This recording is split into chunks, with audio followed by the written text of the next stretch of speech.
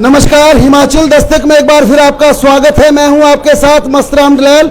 हिमाचल प्रदेश में किसकी बनेगी सरकार, आज इस बहस के लिए हम मंडी पहुंचे हैं। और ये मंडी वह मंडी है जिसने पिछली बार 10 सीटें जिताकर भारतीय जनता पार्टी के 10 विधायकों को विधानसभा में भेजा था और यहीं से हिमाचल प्रदेश को मुख्यमंत्री बना था। भारतीय जनता पार्टी से आज इस डिबेट में पक्ष रखेंगे वीरेंद्र, जबकि कांग्रेस की तरफ से राजेंद्र कांग्रेस का पक्ष रखेंगे, जबकि यहां पर निर्दलीय प्रवीण शर्मा जो कि भारतीय जनता पार्टी से बागी होकर चुनावी रण में उतर चुके हैं, पूरी तरह से पक्ष रखेंगे।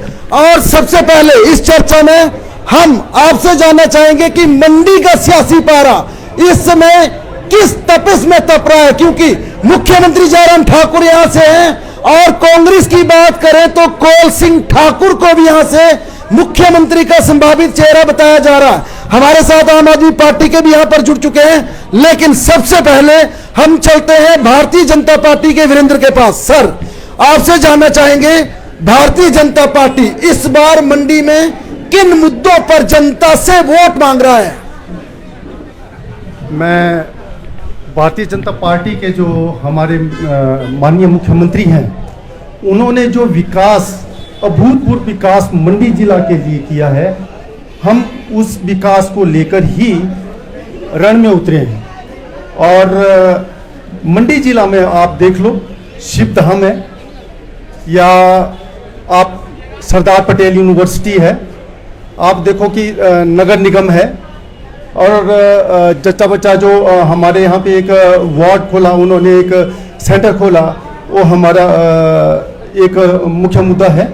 और जो विभिन्न हमारे यहाँ पे पार्किंग की जो मुश्किलात होती थी, उसके लिए भी पार्किंग के लिए जो यहाँ पे एक पार्किंग स्थल बनाया जा रहा है।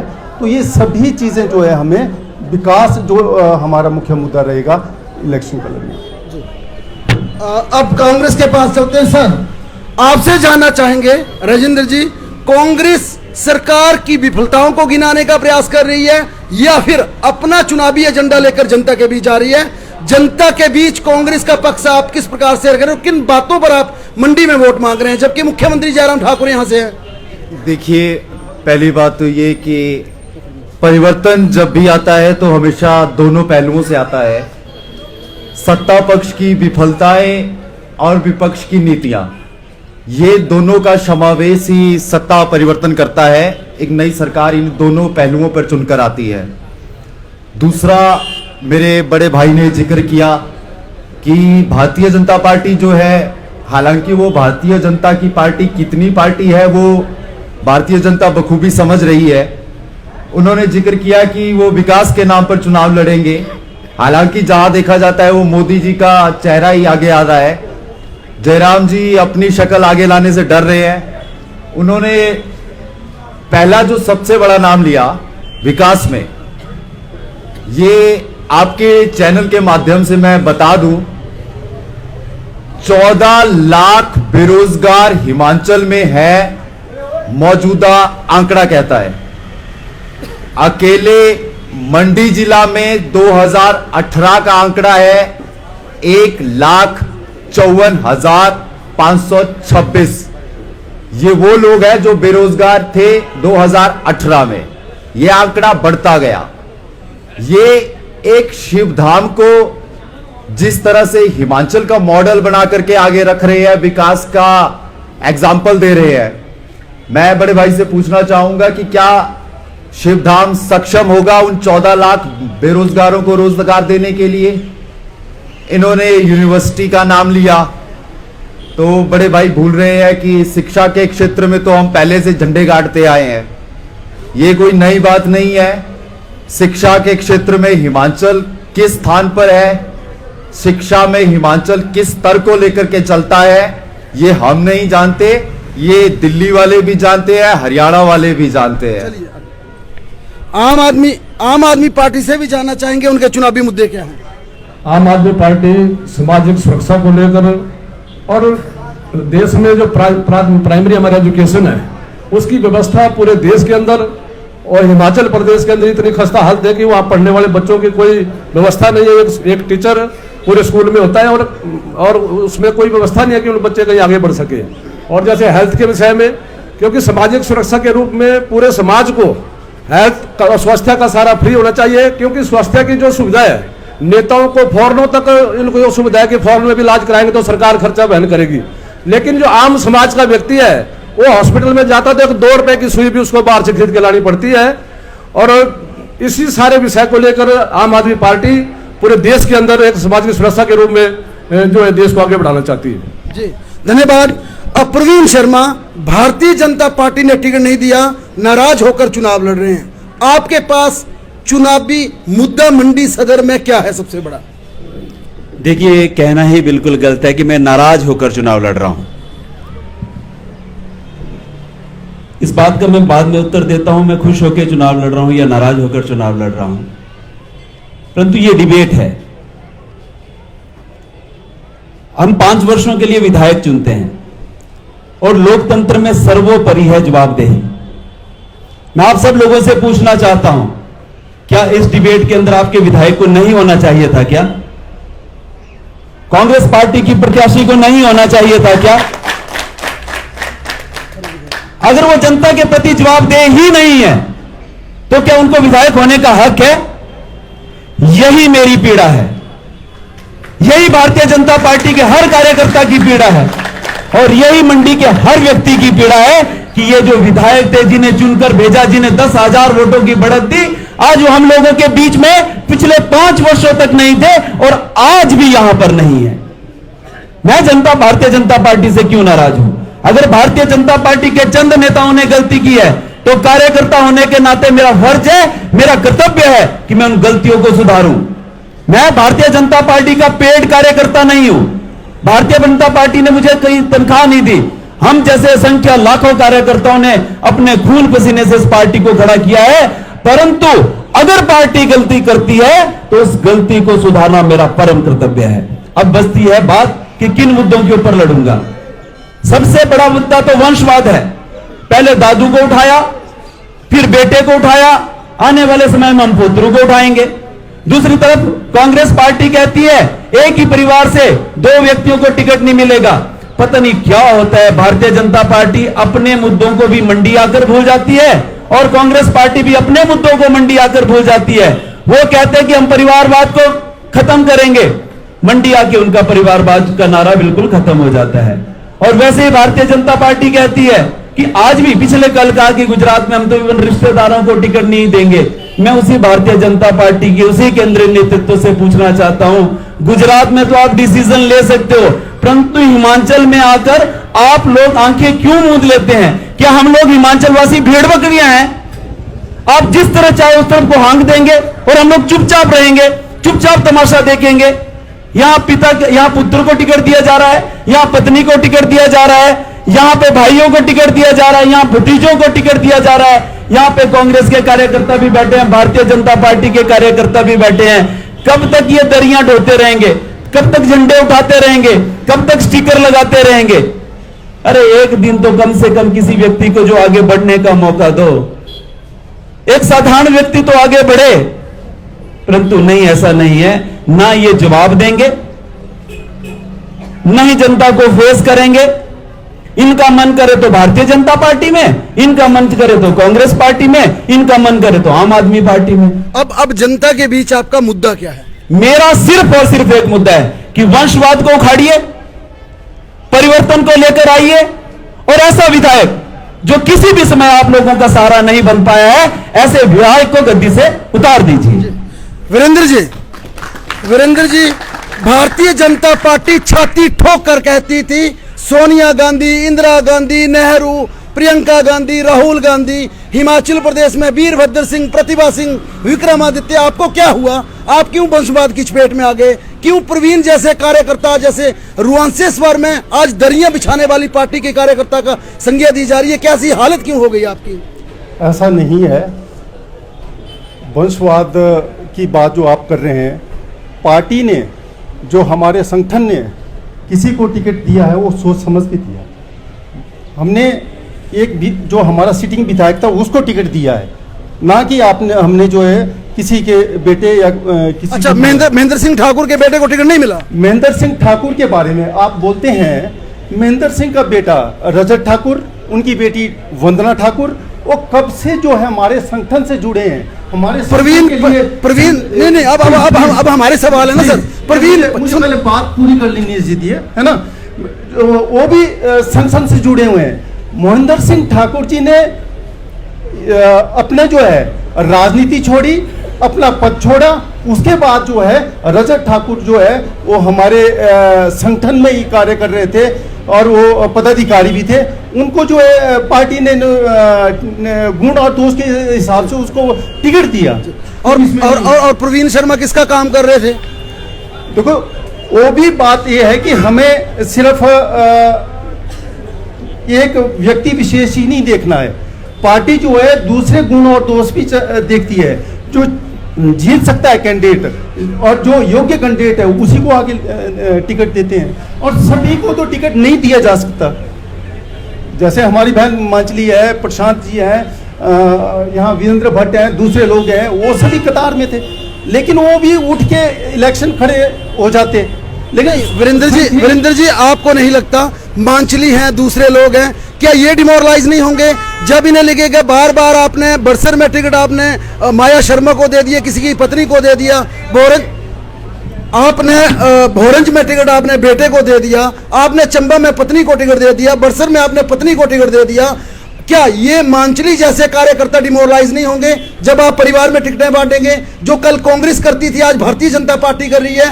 क्या आप कांग्रेस के मॉडल को अडॉप्ट करके चल रहे हैं? वर्षों से आप वंशवाद की बात करते रहे, आज आप भी उस वंशवाद की चपेट में आ चुके हैं।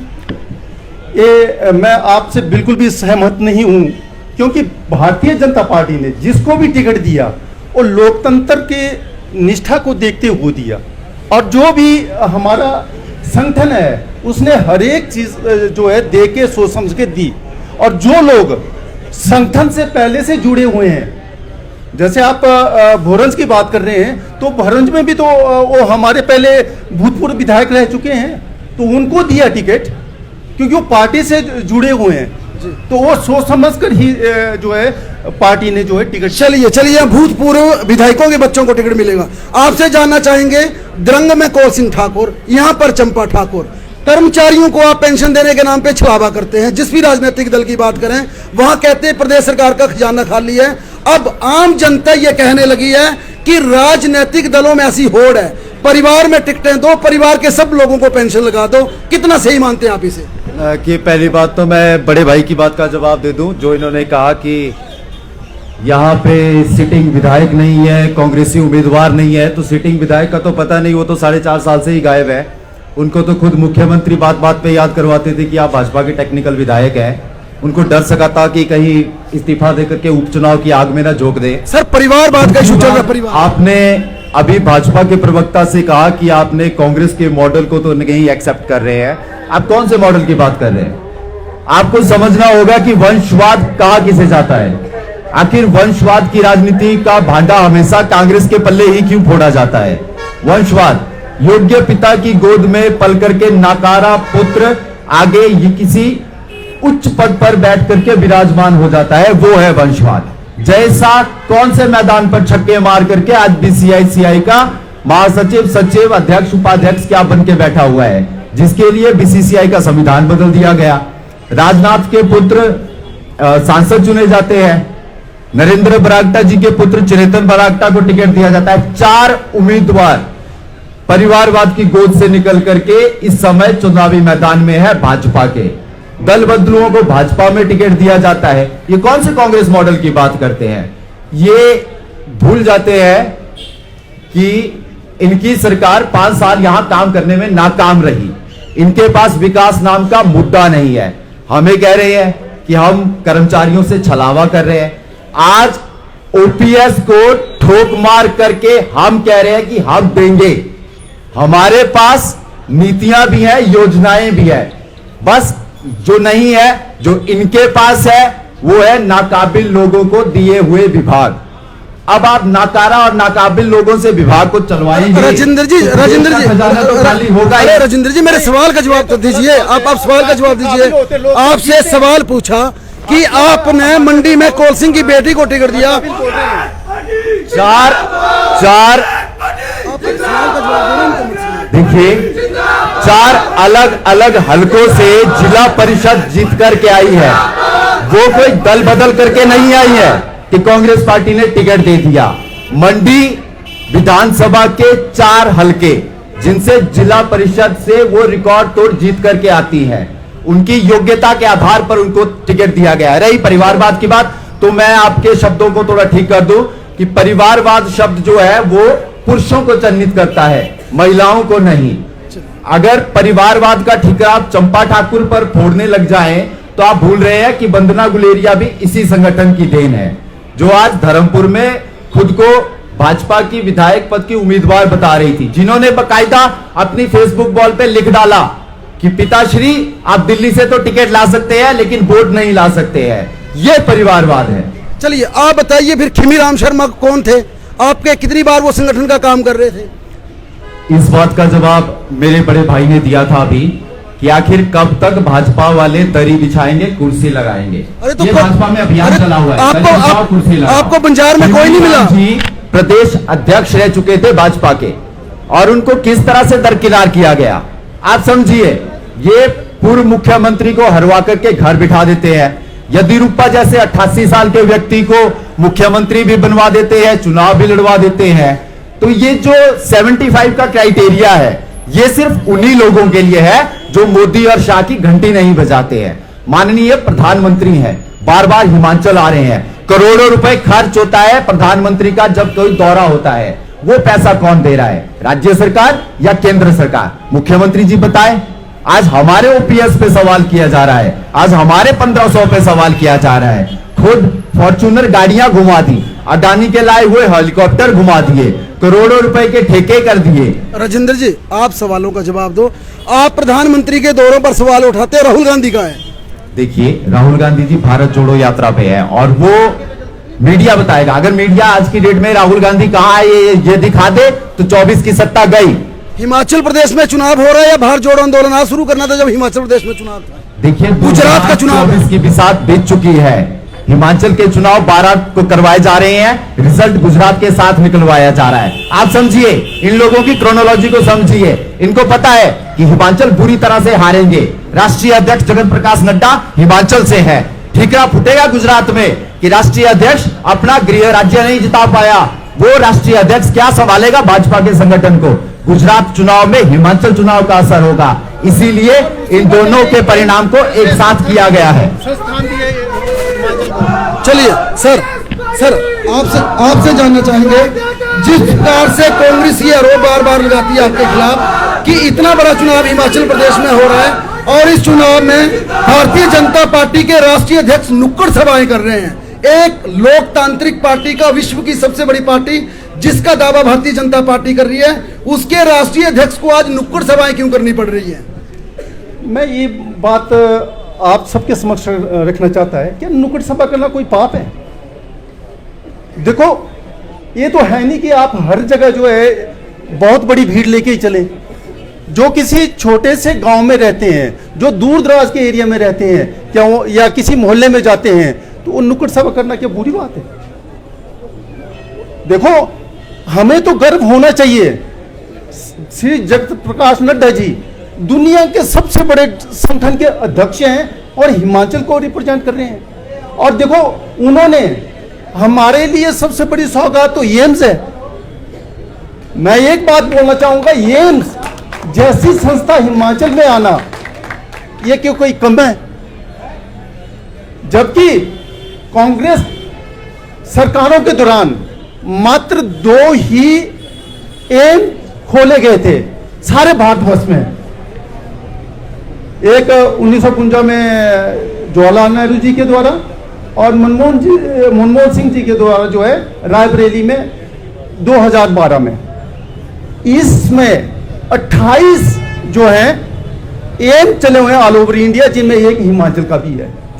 तो क्या ये क्या सिर्फ 2014 से लेके अब तक की जो है विकास है? Thank you Virendra ji. वीरेंद्र जी थोड़े से आम लोगों का सवाल लेते हैं हम। सर आप लोगों से जानना चाहेंगे, मंडी को मुख्यमंत्री मिला, 10 सीटें पिछली बार भारतीय जनता पार्टी ने जिताकर दी। इस बार कांग्रेस वाले कहते हैं कि कौल सिंह जीते तो हम भी सीएम पद का दावा करेंगे, लेकिन मंडी का क्या इस समय मुद्दा मुख्यमंत्री का है या दूसरे यहाँ पर बड़े सवाल हैं? देखिए हम रिटायर्ड कर्मचारी हैं, हमारा एकमात्र जो डिमांड है इस सरकार से, पूरे हिमाचल प्रदेश में जो इलेक्शन हो रहे हैं वो है पुरानी पेंशन को लेकर के, क्योंकि लोगों को जो है इस सरकार ने जो है हमें बेवकूफ बनाया हुआ है कि हम जो है नई पेंशन दे रहे हैं, बहुत बड़ा अमाउंट दे रहे हैं और लोग जो है बड़े आराम से जो है अपने जीवन को व्यतीत करेंगे। मैं एक रिटायर्ड कर्मचारी हूं और मुझे जो है सिर्फ जो है 4-5 हजार के बीच में पेंशन बन रही है, वो पेंशन नहीं है जा रहा है। तो थैंक यू सर। सर हम वापिस आपका सवाल लेकर आ रहे हैं। प्रवीण जी, सबसे पहले राजेंद्र जी के पास चलेंगे, कांग्रेस से जाना चाहेंगे। वहां पर वहां पर आ रहे हम, वहां पर जिस प्रकार से सवाल आया ओल्ड पेंशन का, हम जानना चाहेंगे सबसे पहले ओल्ड पेंशन का जिस प्रकार से सवाल आया, ओल्ड पेंशन हिमाचल प्रदेश में क्यों बंद की गई? देखिए, पहले तो आपको ओपीएस एनपीएस को समझना पड़ेगा। आप एक नोटिफिकेशन है, आप गूगल पे वो नोटिफिकेशन चेक कीजिए कि केंद्र से अटल बिहारी वाजपेयी जी की सरकार एक नोटिफिकेशन डालती है कि देश की वित्तीय स्थिति ठीक नहीं है, देश की जीडीपी रेट को।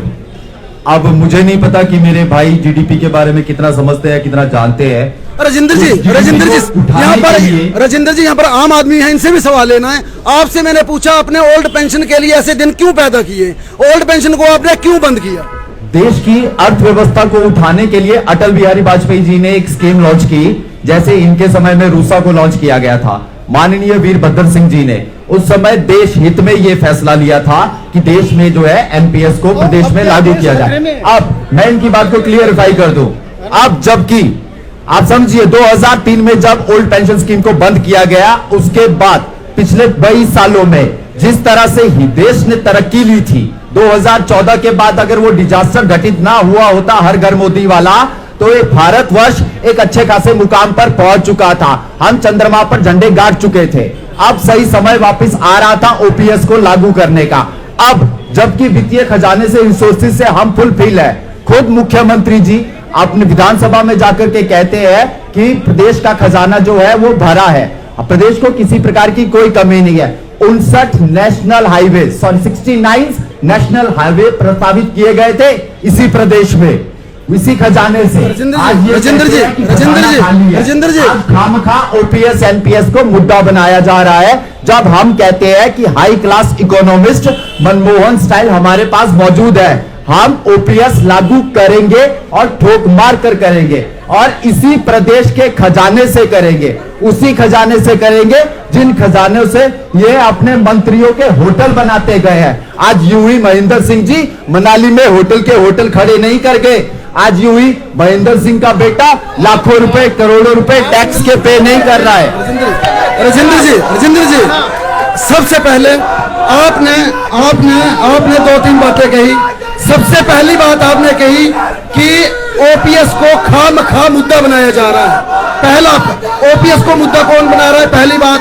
दूसरा, आपने कहा जब ओपीएस को इंप्लीमेंट किया गया तब हिमाचल प्रदेश की वित्तीय स्थिति सही नहीं थी। आपका कहना आज खजाना भरा है, लेकिन वास्तविकता यह है 2003-4 में जब ओपीएस को बंद किया गया तो हिमाचल प्रदेश के ऊपर 18 से 20 हजार करोड़ का कर्जा था, जो कि बढ़कर 76 से 78 हजार करोड़ हो चुका है। 4 गुना कर्जा प्रदेश पे बढ़ चुका है, प्रदेश कर्ज के बोझ तले दब चुका है। जब वित्तीय स्थितियां प्रदेश की ठीक थी आपने बंद कर दी, आज आप बोलते हैं इसको बहाल कर देंगे। ऐसे हालात पहली बात पैदा क्यों हुए? दूसरा, इसे मुद्दा कौन बना रहा है?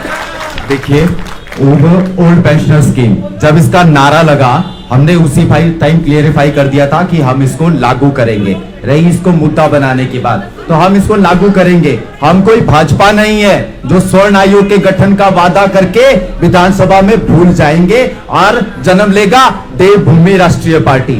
हम कोई भारतीय जनता पार्टी नहीं है जो पहले कृषि कानून लाएंगे बाद में उनको वापस लेंगे लेकिन नोटिफिकेशन जारी नहीं करेंगे। हम कांग्रेस है। ओपीएस को लाएंगे भी, लागू भी करेंगे। यहाँ पर आम आदमी पार्टी से सवाल लेना चाहेंगे। सर, हिमाचल प्रदेश में कर्मचारी समय सबसे बड़ा मुद्दा है और आपकी सरकार पंजाब में कह चुकी है, लेकिन आज हिमाचल प्रदेश के सरकारी कर्मचारियों को जिस प्रकार से आवाज उठाई, ओल्ड पेंशन की बात कर रहे हैं, लेकिन जो प्राइवेट सेक्टर का कर्मचारी है हिमाचल प्रदेश का 6 लाख कर्मचारी, उसके लिए कोई भी राजनीतिक दल बात क्यों नहीं कर रहा है? आम आदमी पार्टी, जैसे मैंने कहा भी पहले, कि सामाजिक सुरक्षा को लेकर देश में पूरा प्रयास कर रही है। अब आपके सामने जीता जाता उदाहरण है कि पंजाब में सरकार को बने 5 महीने हुए हैं और वहां पर ओपीएस बहाल किया पंजाब सरकार ने। हिमाचल प्रदेश के अंदर 48 साल कांग्रेस ने राज किया और 17 साल बीजेपी ने राज किया है। इससे पहले 2003 के बाद कितनी बार कांग्रेस की सरकार बनी, तो ओपीएस बहाल क्यों नहीं हुआ? एक वोट मात्र लेने का छलावा है। अगर ओपीएस बहाल करेगी तो आम आदमी पार्टी करेगी, जिसका जीता जाता उदाहरण पंजाब में है। पंजाब में जीता उदाहरण है कि 5 महीने के बाद वहां पर ओपीएस बहाल हुई है। और जहां तक मंडी की मैं बात कहूंगा, तो मंडी में तो कई सालों से बीजेपी चुनाव नहीं लड़ रही है। कई सालों से बीजेपी या कांग्रेस पर से कांग्रेस चुनाव लड़ा जा रहा है। आज भी यहां मंडी के अंदर अगर चुनाव हो रहा है तो आम आदमी पार्टी और कांग्रेस के बीच में हो रहा है, क्योंकि अनिल शर्मा कांग्रेस से आए हैं और दूसरा कांग्रेस लड़ रही है, वो भी कांग्रेस लड़ रही है। और जिस व्यक्ति को टिकट दिया है, भारतीय जनता पार्टी ने जब पंडित सुखराम जी घोटाले में फंसे थे तो 15 महीने तक, 15 दिन तक लोकसभा नहीं चलने दी थी भारतीय जनता पार्टी ने। लेकिन आज वही व्यक्ति जो 4 साल तक मुख्यमंत्री को गाली देता रहा, मुख्यमंत्री को विरोध करता रहा, उस व्यक्ति को आज भारतीय जनता पार्टी के नेताओं ने टिकट दिया है, जिसका सारा समाज बहिष्कार कर रहा है। तो मैं आज जो इनका सारा एजेंडा है एक व्यक्ति विशेष को लेकर आगे बढ़ाने का है। अब इसके पीछे का राज क्या है, ये तो जनता आने वाले चुनाव में बताएगी। प्रवीण जी, आपसे जानना चाहेंगे, ओल्ड पेंशन बहाली कर्मचारियों का मुद्दा समूचे प्रदेश का बड़ा मुद्दा बन चुका है, क्योंकि एनपीएस की बात की जाए तो एनपीएस जो कि न्यू पेंशन ले रहे हैं, हिमाचल प्रदेश में करीब 1,30,000 कर्मचारी हैं।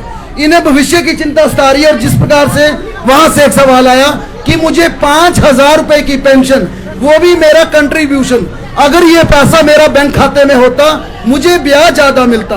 क्या ये कर्मचारियों के साथ छलावा है? भारतीय जनता पार्टी चाहे कांग्रेस, तमाम राजनीतिक दलों की बात की जाए, क्या कर्मचारी सिर्फ वोट बैंक के लिए टारगेट किया जा रहा है? इनके साथ कितना बड़ा फेब हो रहा है, क्या लगता है आपको? जो एनपीएस की कर्मचारी थे, उनको ओपीएस की मांग अगर सबसे पहले किसी ने उठाई तो ये प्रवीण कुमार शर्मा था। सामने एनपीएस के कर्मचारी बैठे हैं। उसी के बाद कांग्रेस पार्टी को भी ये मुद्दा बनाना पड़ा। और उसके बाद में हैरानी होती है, मैं अपने मित्र जो साथ में खड़े हुए हैं, वो कह रहे हैं कि देश का खाना खजाना खाली है। अरे भाई, अटल बिहारी वाजपेयी जी ने तो 2004 में दी थी, और आप लोगों ने तो यहाँ के कर्मचारियों के साथ इतना बड़ा धोखा किया, आपने 1 वर्ष पूर्व 2003 से लागू कर दी। और सबसे बड़ी बात, एनपीएस मैंडेटरी नहीं थी, ये किसी भी राज्य के ऊपर जबरदस्ती दबाव नहीं था कि वो लागू करे, पर कांग्रेस ने यहां के कर्मचारियों का गला दबा के रख दिया। ये वही कांग्रेस है जिसने कहा था कि हर घर से एक व्यक्ति को रोजगार देंगे, बोला था कि नहीं बोला था? 5 वर्षों के पश्चात 3,386 लोगों को रोजगार दिया। और आज वही भारतीय जनता पार्टी है, 5 वर्षों तक शासन करने के बाद मात्र 10,000 लोगों को रोजगार दे पाई। एनपीएस के लिए, ओपीएस के लिए लड़ने वाला व्यक्ति चाहिए, क्योंकि ये मंडी विधानसभा क्षेत्र का चुनाव, आप दोनों विधायकों को दोनों प्रत्याशियों को देख लीजिए, चाहे कांग्रेस पार्टी के प्रत्याशी हो, चाहे भारतीय जनता पार्टी के प्रत्याशी हो। अरे जो प्रत्याशी मीडिया के सामने आने से डरते हो, अरे भाइयों, आपको क्या लगता है वो एनपीएस के लिए, ओपीएस के लिए आवाज उठाएंगे? उनमें दम ही नहीं है, जज्बा ही नहीं है। गुमराह कर सकते हैं, क्या गुमराह करेंगे? मैंने थाना प्लोन के लिए इतनी मेहनत की, मैंने कर्मचारियों के लिए इतनी की। अरे सच्चाई यही है कि हम लोग अच्छे से जानते हैं कि उनका मेंटल सेटअप इस तरह का है ही नहीं, वो अपने अलावा किसी के लिए आवाज उठा सके। अनिल शर्मा जी अपने पुत्र के रोजगार के लिए लड़ सकते हैं, और वो जो कह रहे थे कि चंपा ठाकुर जी योग्यता की वजह से ये प्रधान का चुनाव लड़ना तो उन्हें लड़ना है, जिला परिषद का चुनाव लड़ना तो उन्हें लड़ना है, फिर से जिला परिषद का चुनाव लड़ना तो उन्हें लड़ना है।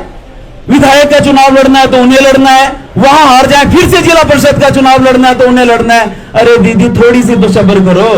ये कार्यकर्ता सिर्फ नारे लगाने के लिए, लगाओ आप नारे और लगाओ, उसके बाद उनके बेटों के लिए नारे लगाओगे आप लोग। आप लोगों की लड़ाई लड़ रहा हूं मैं यहाँ पे बैठ के, और आप लोग नारे लगाते रहो सारे मिलके। सर चलिए उनके दादू के लिए नारे लगाओ, फिर उनके बेटे के लिए नारे लगाओ, आगे उनके पोतों के लिए नारे लगाओ। सर देखिए, यहां पर जानना चाहेंगे क्योंकि इस बात पर बाद में आएंगे। ओल्ड पेंशन बहाली, हिमाचल प्रदेश का कर्मचारी, पंजाब का कर्मचारी, छत्तीसगढ़ का कर्मचारी, राजस्थान का कर्मचारी, झारखंड का कर्मचारी, ऐसे हालात क्यों देश में पैदा कर दिए कि केंद्र की तत्कालीन अटल बिहारी वाजपेयी की सरकार को यह कानून पारित करना पड़ा। मैं आप सभी के ध्यान में लाना चाहता हूँ, चलो अटल बिहारी वाजपेयी जी ने किया था, लेकिन वो तो अपनी डिस्क्रिशनरी पावर थी कंसर्न स्टेट की। उसमें जो है माननीय मुख्यमंत्री थे वीरभद्र सिंह जी। कांग्रेस अब बोल रही है कि हम ओपीएस देंगे, उस दौरान उन्होंने क्यों नहीं दिया? बीच में तो 2 टर्म खा भी चुकी, उसके बावजूद भी उन्होंने ओपीएस क्यों नहीं दिया? और मैं ये दावे से छाती ठोक के बोल रहा हूं यहाँ पे, मैं भी एक सेवानिवृत्त अधिकारी हूं, कि आप लोगों को ओपीएस डबल इंजन सरकार ही दे सकती है, उसी में दम है। मैं ये जो बोलना चाहूंगा यही देगी, और इस रिवाज को भी हम ही बदलेंगे।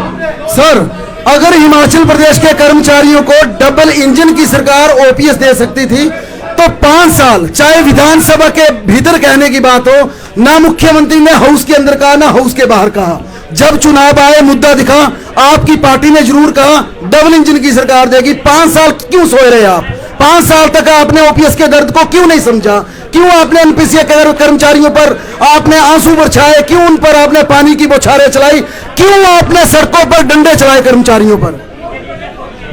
देखो, मैं एक चीज ये बोलना चाहूंगा कि जब से माननीय मुख्यमंत्री हमारे हिमाचल में आए हैं,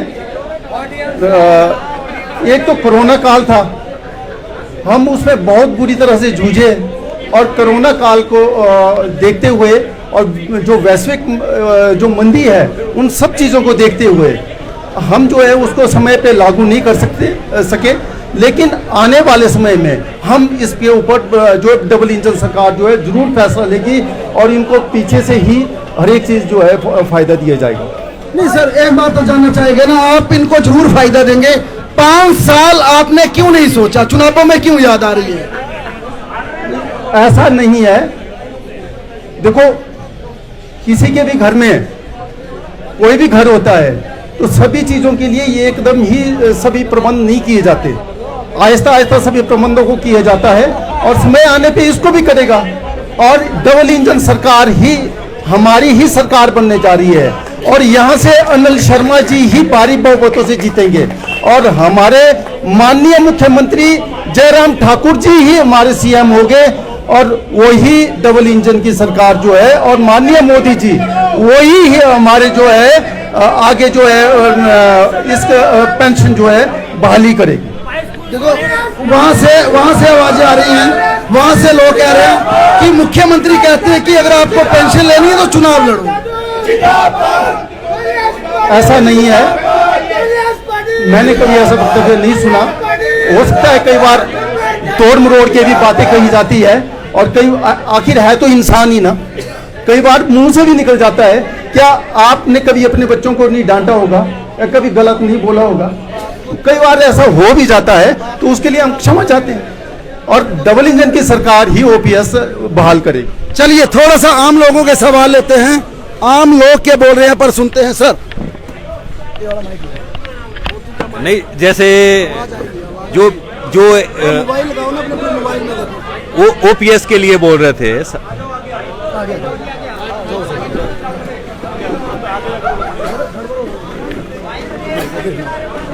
जी जी सर, इससे बोल रहे हैं। आवाज इससे आ रही है अच्छा सर। अच्छा। नहीं, जैसे अब सारी डिबेट जो है वो ओपीएस पे चली गई, तो ओपीएस के अलावा भी और मुद्दे हैं, महंगाई है, बेरोजगारी है। हाँ, ओपीएस तो मानक मुद्दा है। ओपीएस तो खाली एक वर्ग के लिए, एम्प्लॉइज के लिए है। बाकी दूसरे बहुत सारे लोग हैं, जैसे महंगाई का सबसे बड़ा मुद्दा है महंगाई का। वही बीजेपी जो 400 रुपए का सिलेंडर था, तो सिलेंडर उठा के सब्सिडी आती थी, उस पर सब्सिडी आती थी 1200 का था तो 700 रुपए सब्सिडी आती थी। मैडम आप आए हैं, मैडम आपसे जानना चाहेंगे। सुनिए सुनिए सुनिए, गूगल करो अभी लग जाएगा, पता 750 रुपए सब्सिडी आती है उसमें। बैठो सर, आप बैठो, हो गया आपका सवाल। बैठो। स्मृति ईरानी हिमाचल प्रदेश में आती हैं, खाली सिलेंडर लेकर भारतीय जनता पार्टी की महिलाएं सड़क पर बैठती हैं। अब क्या वो सिलेंडर सस्ता है? कांग्रेस का एक जुमला है। कांग्रेस के लोग इस तरह की ओछी राजनीति हमेशा से करते आए हैं। 2003 में स्वर्गीय वीरभद्र सिंह जी ने कहा कि हम हर व्यक्ति को रोजगार हर घर से देंगे, तो कितने लोगों को यहाँ रोजगार मिला है आप सभी जानते हैं। 2012 में पुनः कांग्रेस की सरकार थी। कांग्रेस के सरकार ने कहा, सुनिए, कांग्रेस की सरकार ने कहा प्रत्येक घर के बच्चे को जो बेरोजगार है 1000 रुपए भत्ता देंगे। 1000 रुपए भत्ता देने में भी असफल हुए। और ओपीएस जो आज बात कर रहे हैं, ओपीएस के अलावा ओपीएस होगी नहीं होगी वो अलग मुद्दा है, लेकिन आज जो मुद्दा है वो बागवानी है, किसान है, गरीब है, उनके बारे में भी सोचना पड़ेगा। अकेला ओपीएस एक मुद्दा नहीं है, ये भी इन सबको सोचना पड़ेगा। मैडम, 5 साल हिमाचल प्रदेश में सरकार किसकी थी? वीरभद्र सिंह जी ने जो कहा वो नहीं हुआ, लोगों ने उनकी सरकार को बाहर कर दिया, आपकी सरकार को चुना। आज क्यों बागवानी मुद्दा है? आज एग्रीकल्चर क्यों मुद्दा है? आज बेरोजगारी क्यों मुद्दा है? भारतीय जनता पार्टी के इस जब सरकार सत्ता में आई माननीय जयराम ठाकुर जी के नेतृत्व में, सब लोगों को सोचने की आवश्यकता है। जब कोविड का दौर था, कांग्रेस के तथाकथित नेता अपने घरों में सो रहे थे, और जब वैक्सीनेशन फ्री लोगों को घर घर पहुंचाया गया, लोगों को अनाज दिए गए, लोगों को बीज दिया गया, किसान सम्मान निधि दी गई, किसी भी व्यक्ति को भूखा नहीं छोड़ा गया। मुझे लगता है इस बात को भी हम इग्नोर नहीं कर सकते हैं। ये बात भी इस प्रदेश की है, इस देश की है, ये भी सोचने की आवश्यकता है।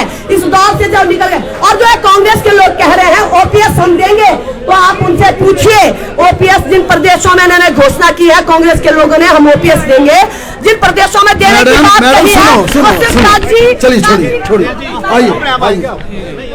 आइए, चलिए आगे। सर बैठिए ना, बैठिए। छोटी सी बात, कोई यूथ का सवाल, वो एक मिनट वापिस आएंगे। आपके पास आएंगे। माइक ले लो देखिए माइक उधर, माइक पे कोई यूथ एक और आ गया जाए, यूथ न्यूट्रल।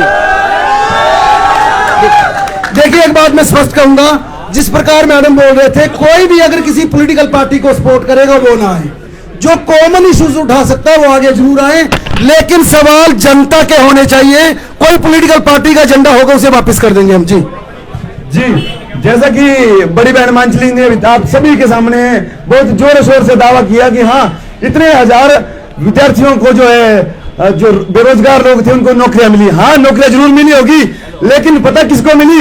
जो इन नेताओं के चरम में बातें हैं, सिर्फ उन्हीं को नौकरी मिली है। और साथ साथ में भारतीय जनता पार्टी के प्रत्याशी अनिल शर्मा जी ग्राम पंचायत धुमादेवी और वहां के 2-3 वार्डों और 2-3 और पंचायतों में अपने विकास के नाम पर नहीं बल्कि धमकियां देकर जो है वोट मांग रहे हैं। ये मेरा बूथ डीपीएफ जिंजोरी पड़ता है, तो मेरे बूथ पर आप सभी लाइव देख सकते हैं। मैं आपको वीडियो भी शेयर कर सकता हूं। वो उन्होंने साफ शब्दों में कहा, अगर मुझे मंडी जिला के किसी भी क्षेत्र से, भैया मुद्दे बताओ ना, मुद्दा क्या है? युवाओं का मुद्दा मंडी में क्या है? युवाओं का मुद्दा सबसे पहली बात है बेरोजगार और भ्रष्टाचार और परिवारवाद। जिस प्रकार से आप नौकरी की बात कर रहे हैं, बेरोजगारी की, जो जी मैं सबसे पहली बात मैंने कही बेरोजगारी। जैसे बेरोजगार, हम जैसे पढ़े लिखे बेरोजगार हैं, मैं मैकेनिकल इंजीनियर हूं और साथ ही साथ में ग्रेजुएशन भी किया है, तो इसके साथ में मुझे आज तक नौकरी नहीं मिली।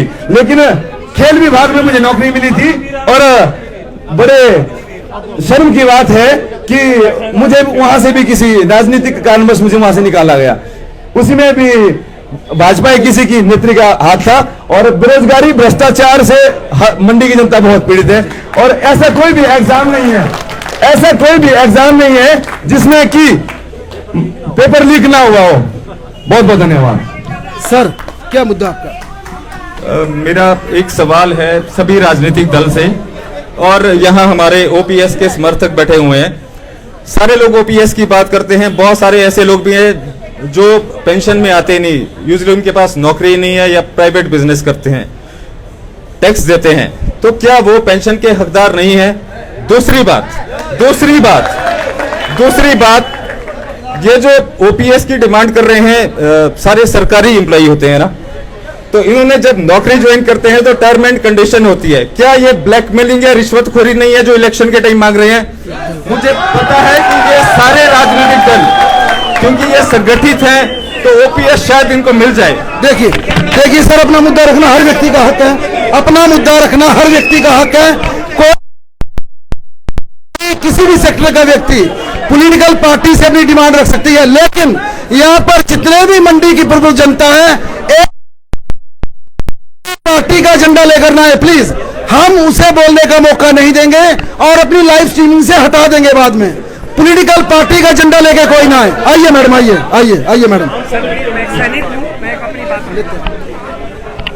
सर, ये जो यहाँ पे कर्मचारियों के ऊपर इस तरह के लांछन लगाते हैं, देखिए जनता में मुद्दे बहुत ज्यादा हैं। कर्मचारियों का मुद्दा है पुरानी पेंशन की बहाली के लिए मांग करना। कर्मचारियों ने मेहनत करके इस मुद्दे को आज इस मुकाम के ऊपर लाके खड़ा किया है कि आज एक भी राजनेता, एक भी पार्टी इस मुद्दे पे बिना बोले जो है रहती नहीं है।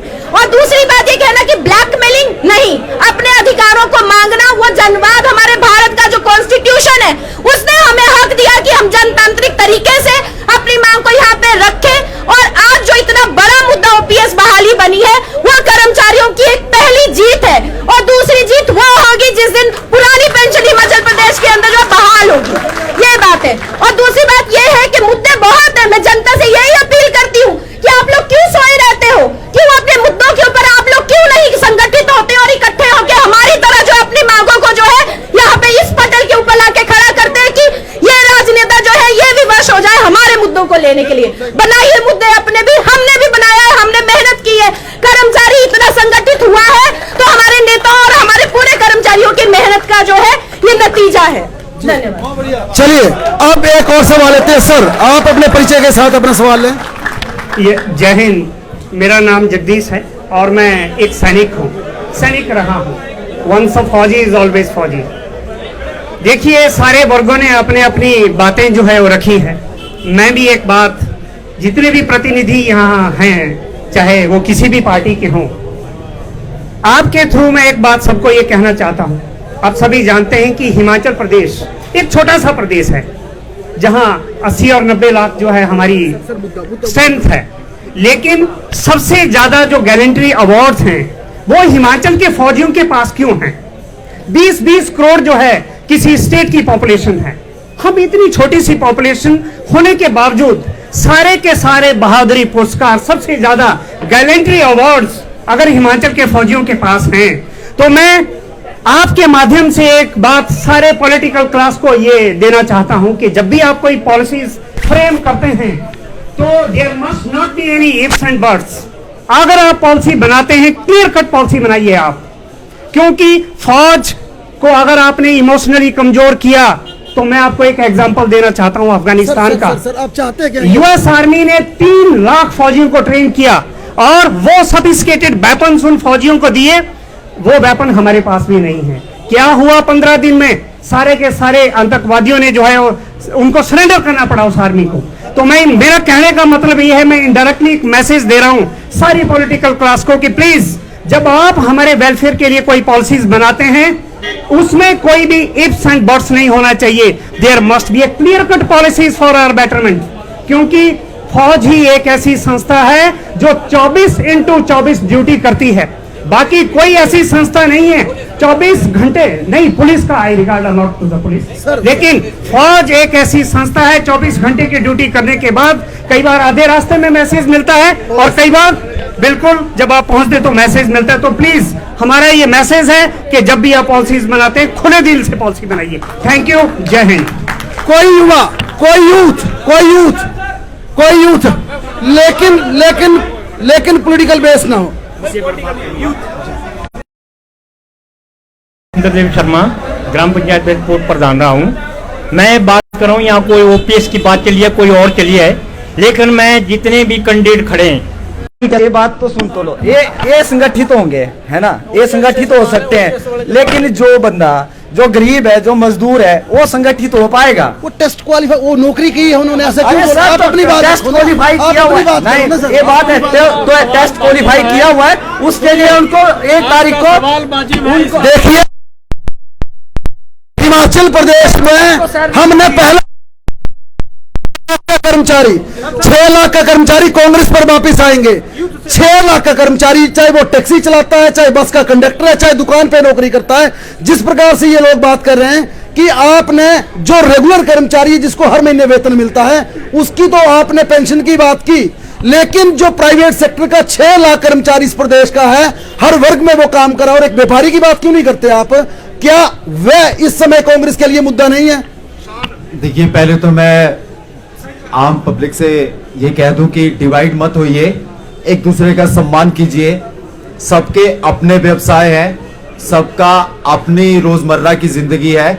सरकारी कर्मचारियों का भी उतना ही सम्मान है जितना आमजन का है, आमजन का भी उतना ही सम्मान है।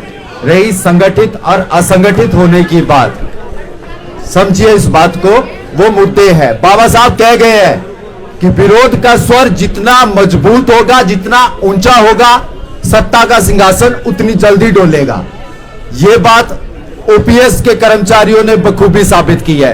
ओपीएस पे ज्यादा बात नहीं करेंगे, प्रदेश और भी मूलभूत मुद्दों से जूझ रहा है।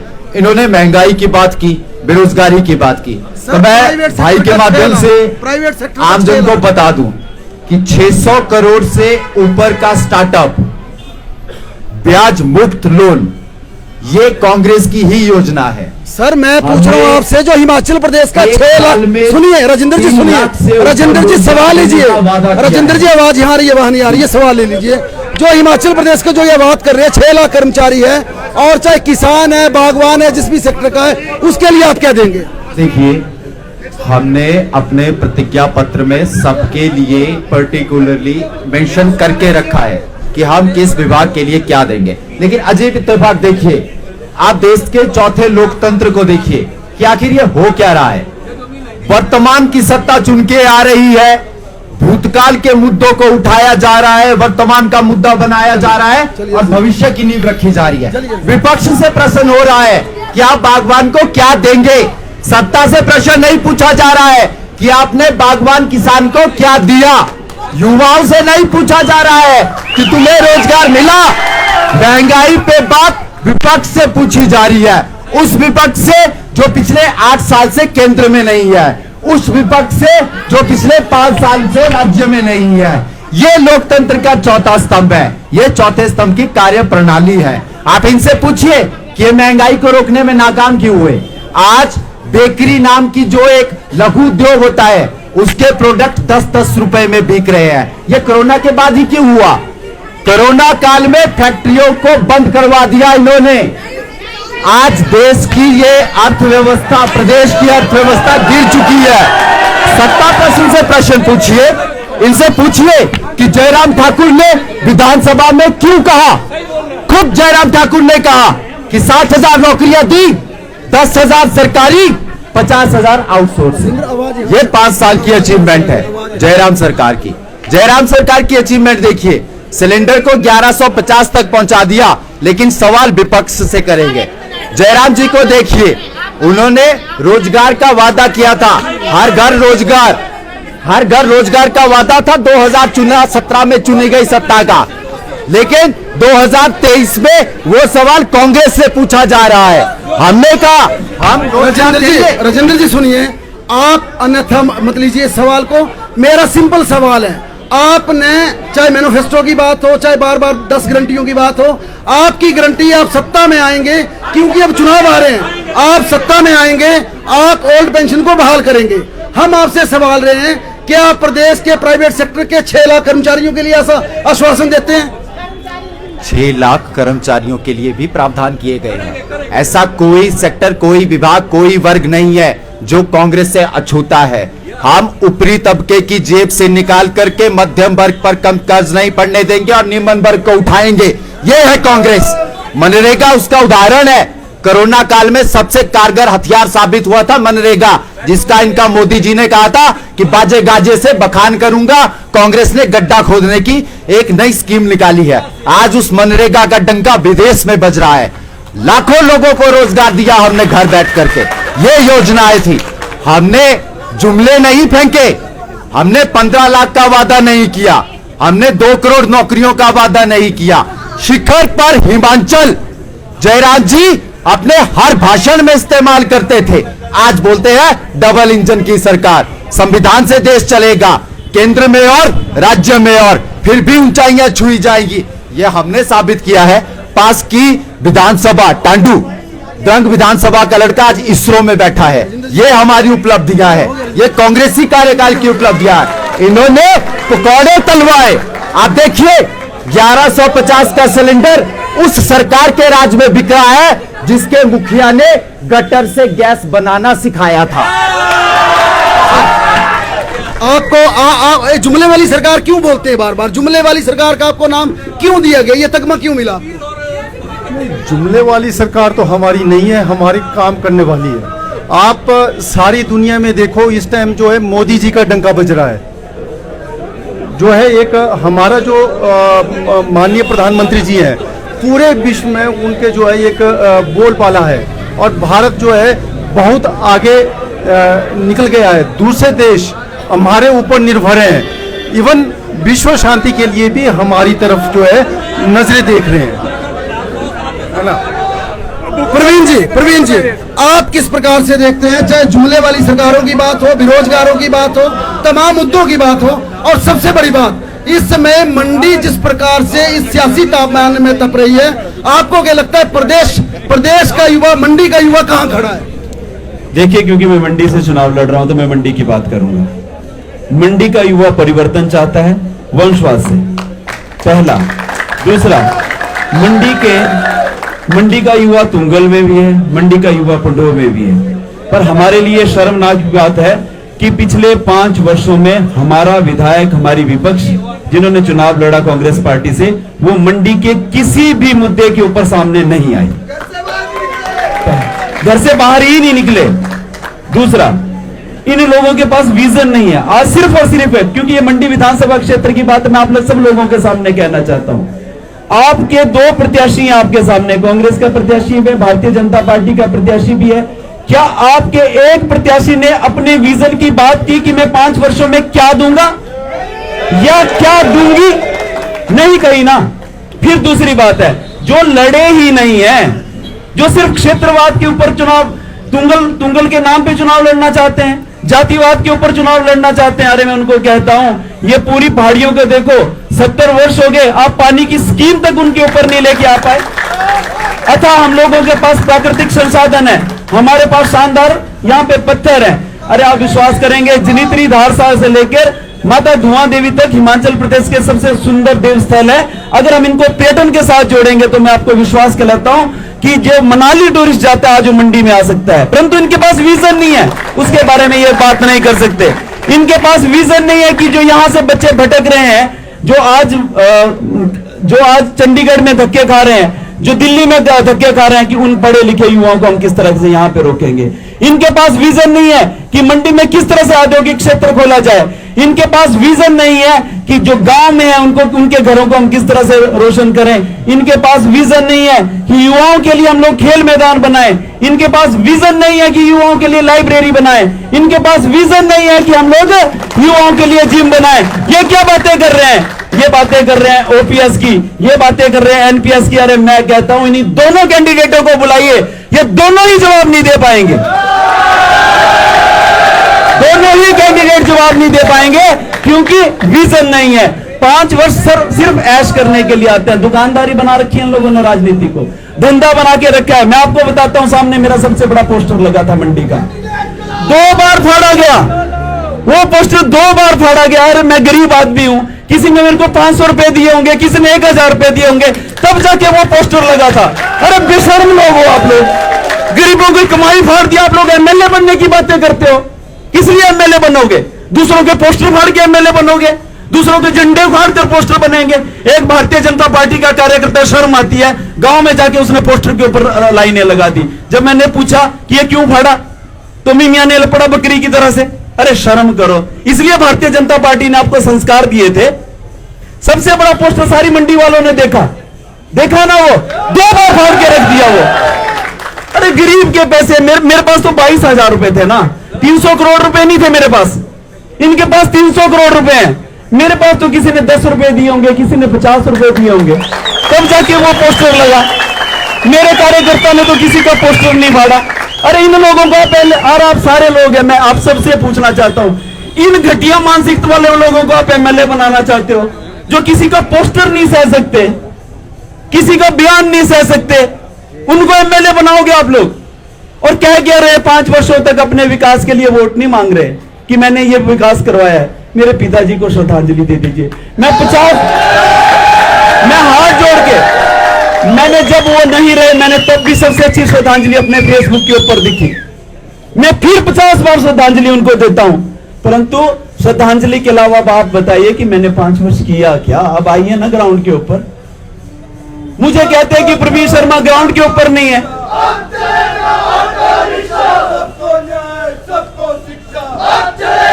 वो कहते हैं कि मैं ग्राउंड पर नहीं हूं। अरे मैं ग्राउंड पर नहीं है, लोग मुझे पसंद नहीं कर रहे हैं, तो आप बार बार अपनी इंटरव्यूज के ऊपर मेरे ऊपर क्यों प्रश्न चिन्ह खड़ा करते हो? मेरे पोस्टरों को क्यों फाड़ रहे हैं? अरे भारतीय जनता पार्टी के है ना, आप भारतीय जनता पार्टी के टिकट के ऊपर लड़ रहे हैं। मैं इतना ही पूछना चाहता हूं, आइए ग्राउंड के ऊपर पंच निष्ठाएं तो बता दो। भारतीय जनता पार्टी किस दिन बनी वो तो बता दीजिए। सिर्फ इतनी सी बात है कि सिर्फ दूसरों के ऊपर उंगलियां उठाकर दूसरों को नीचा दिखाकर इलेक्शन नहीं जीता जाता। मुझे मेरे पोस्टर फाड़ दीजिए, परंतु मैं लोगों के दिलों में बस चुका हूं, उनके दिलों से आप मुझे बाहर नहीं निकाल पाओगे। वीरेंद्र जी, मंडी का यूथ इतना गुस्से में क्यों है?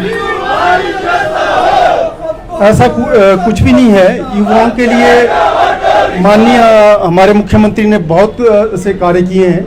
जैसे अभी बोला कि जी जिम नहीं है, पुस्तकालय नहीं है, हर एक जगह पुस्तकालय खुले गए हैं और आगामी आने वाले समय में भी हर एक पंचायत में ओपन जिम बनाए गए हैं, है ना। और बच्चों के लिए जो है कॉलेज खोले गए हैं। आप देखिएगा कि कोटली में कॉलेज खोला गया है, कोटली में एसटीएम कार्यालय खोला गया है, पंडोह में कॉलेज खोला गया है, तो ताकि बच्चों को, और यहाँ पे सरदार पटेल यूनिवर्सिटी खोली गई है। सर, आपने इतना विकास कार्य मंडी में किए, बावजूद इसके यूथ क्यों नाराज है आपसे? ये बात समझ नहीं आती। दूसरा, जो आपके यहाँ से सदर सीट से विधायक अनिल शर्मा, वो सदन में सवाल नहीं पूछते, मंडी की जनता की आवाज नहीं बनते। जब सरकार 5 साल सत्ता में थी तो सरकार से नाराज रहते हैं। 5 साल तक उन्होंने कहा सरकार मेरी सुनती नहीं। फिर आपने क्यों ऐसे व्यक्ति पर दांव खेला जो कि 5 वर्षों तक जनता के बीच और सदन के भीतर यहाँ के मुद्दे नहीं उठा पाए? हमारे नेता तो जो हैं, हमने भारतीय जनता पार्टी के विधायक थे, उन्हीं सीटिंग को दे दिया है टिकट। और माननीय मुख्यमंत्री जो कि मंडी का चेहरा है, डिस्ट्रिक्ट मंडी का है, तो उनके लिए ही लोग जो है वोट कर रहे हैं। उन्होंने जो मंडी जिला में जो विकास करवाए हैं, अभूतपूर्व विकास है। और ये एक बात बोली कि कोटली का, जब कोटली से का विकास का बात करते हैं और निचली बात करते हैं, तो सभी जगह से हमें वोट क्यों पड़ते हैं? सभी जगह से हमने जो है विकास करवाया है। मैंने बोला नहीं, पंडोह में कॉलेज खोला, आप देखो एसटीएम कार्यालय खोला। सर, आपने इतने विकास कराए तो आप पोस्टर क्यों फाड़ रहे हैं दूसरे कैंडिडेट? हमने बिल्कुल नहीं फाड़े गए हैं। अगर इनको है तो ये आप FIR करवाएं, आगे बताएं, या उसमें इनको पास ऐसा है तो उनके विरुद्ध कार्रवाई करें। हमारे कार्यकर्ता ऐसा नीच नहीं है। एक सवाल आम आदमी पार्टी से लेते हैं अंतिम, फिर इस डिबेट को यहीं पर समाप्त करेंगे। सर, हिमाचल प्रदेश को मंडी से पहली बार मुख्यमंत्री मिला, ये एयरपोर्ट बनाने की बात कर रहे हैं, ये तमाम मुद्दों को गिनाने के प्रयास कर रहे हैं। आम आदमी पार्टी का इस समय मंडी में, मंडी सदर की सीट में और प्रदेश के लिए वोटर को लुभाने के लिए या जनता को, जिस प्रकार का आपका पंजाब और दिल्ली का मॉडल था, किन मुद्दों को लेकर आप जनता के बीच यहाँ पर जा रहे हैं? हम जनता के बीच में जा रहे हैं, जैसे जो हमारी प्राइमरी एजुकेशन है जिसकी स्थिति पूरे प्रदेश में बहुत खराब है, और जो हमारे स्वास्थ्य सेवा है, अब जैसे मैंने पहले भी बात की कि हमने एम्स खोल दिया, 8 मेडिकल कॉलेज खोल दिए, इंजीनियरिंग कॉलेज खोल दिए, जगह जगह कॉलेज खोल दिया, लेकिन जो प्राइमरी एजुकेशन है, अगर गांव में आप जाएंगे तो एक मास्टर 5 क्लासों में पढ़ाता है, और उन बच्चों को जब छुट्टी जाता है तो खाना बनाने वाला वहाँ टीचर होता है। जब आप प्राइमरी एजुकेशन नहीं देंगे, पूरे समाज को अच्छी शिक्षा नहीं मिलेगी, तो उन कॉलेज के पढ़ाई, उनके बराबर का कंपटीशन कहाँ होगा? एक समाज का पढ़ाई उसे इससे वंचित है। जब समाज के बड़े हिस्से को आप अच्छी एजुकेशन देंगे तो वो बच्चा हर जगह पूरे रिजल्ट मिलेंगे, अच्छे इंजीनियर मिलेंगे, अच्छे डॉक्टर मिलेंगे। लेकिन प्राथमिक शिक्षा के पूरे गांव में आप किसी भी स्कूल में जाकर देखिए। भारतीय जनता पार्टी ने तो मंडी में वो काम किया जो अभी भी नहीं हुआ। चलिए, ये मंडी की डिबेट रही और जिस प्रकार से तमाम यहाँ पर राजनीतिक दलों ने अपनी बात कही, तमाम राजनीतिक दलों ने इस चर्चा में हिस्सा लिया। कल इसी समय एक बार फिर सोलन सदर की सीट पर आपसे मुलाकात होगी और आपको बताएंगे सोलन का सियासी पारा क्या है। तब तक जुड़े रहें हमारे साथ, देखते और पढ़ते रहें हिमाचल दस्तक।